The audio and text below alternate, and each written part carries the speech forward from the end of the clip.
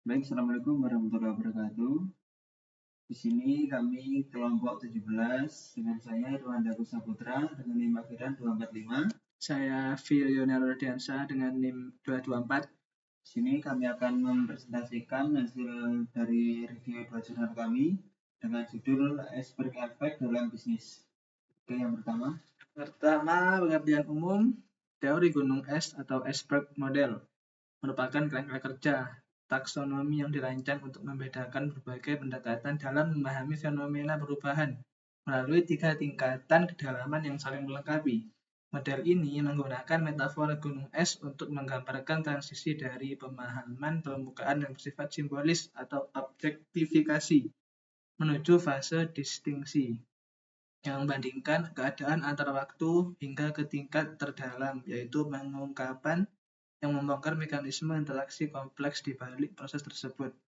Dengan menerapkan model ini, para peneliti dapat memperoleh pandangan yang lebih komprehensif dan sistematis mengenai bagaimana sebuah perubahan terjadi dan berkembang dalam berbagai disiplin ilmu.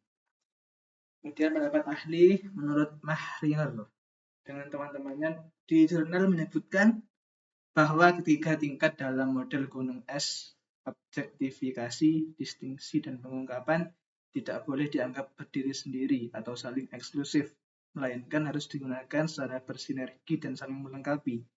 Menurut pandangan mereka, jika seorang peneliti hanya fokus pada satu pendekatan saja, misalnya hanya melihat angka perbandingan waktu tanpa melihat proses rumit di baliknya, mereka beresiko tinggi kehilangan pemahaman yang utuh atas keseluruhan fenomena perubahan tersebut. Oke, di bagian case tadi, jadi kasusnya ini pembatasan ekspor teknologi terhadap inovasi. Jadi kebijakan pembatasan ekspor teknologi menyebabkan perusahaan mengalami keterbatasan akses sumber daya sehingga inovasi dapat menurun dalam jangka yang pendek. Namun, dalam kondisi ini juga mendorong perusahaan untuk beradaptasi dan mengembangkan inovasi secara mandiri dalam jangka panjang. Jadi dengan demikian, pendekatan iceberg model membantu memahami bahwa dampak kebijakan tidak hanya terlihat pada hasil akhir, tetapi juga pada proses dan dinamika yang mendasarinya.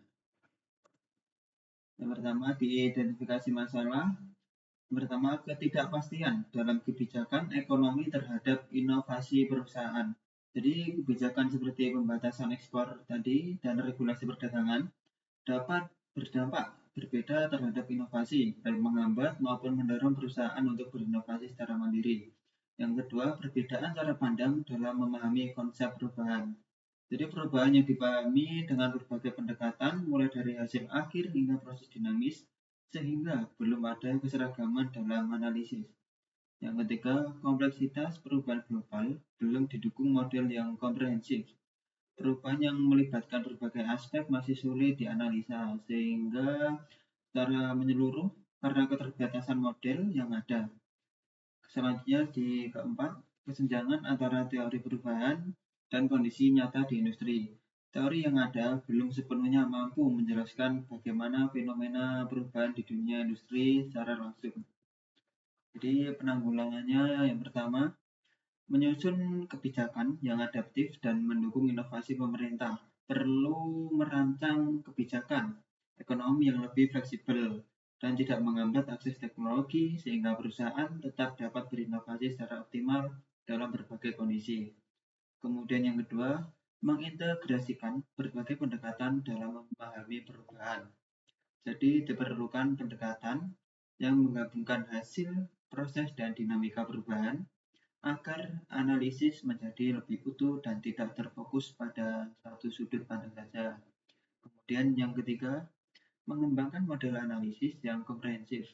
Jadi perlu adanya model yang mampu menjelaskan perubahan secara multidisiplin sehingga dapat digunakan untuk menganalisis fenomena yang kompleks secara lebih mendalam.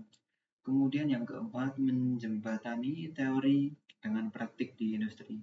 Jadi diperlukannya kolaborasi antara akademis dan praktisi untuk menghasilkan solusi yang lebih relevan, sehingga teori yang dikembangkan dapat diterapkan secara nyata di dalam dunia industri. Kemudian solusi Kita harus menerapkan 3 lensa iceberg model secara utuh untuk memaksimalkan potensi home market effect. Caranya dengan menjadikan peningkatan ekspor sebagai target strategis, mengevaluasi fase pertumbuhan industrinya, dan memahami interaksi investasi yang rumit guna merancang kebijakan pasar nasional terpadu yang mampu mendongkrak daya saing ekspor secara eksponensial. Kemudian sebagai sarannya, pembuat kebijakan perlu menjadikan iceberg model sebagai landasan komunikasi lintas disiplin saat merancang strategi ekonomi agar tidak terjadi miskonsepsi.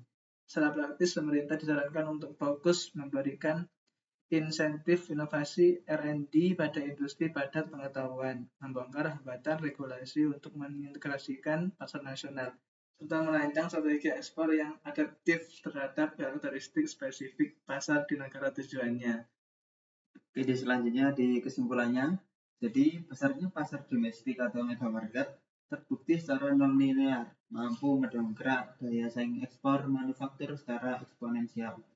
Karena dinamika pertumbuhan ekonomi ini adalah perubahan yang kompleks, kerangka iceberg model sangat krusial digunakan untuk membedahnya secara komprehensif, mulai dari sekedar melihat target, angka di permukaan, hingga memahami mekanisme interaksi pasar yang paling rumit di baliknya.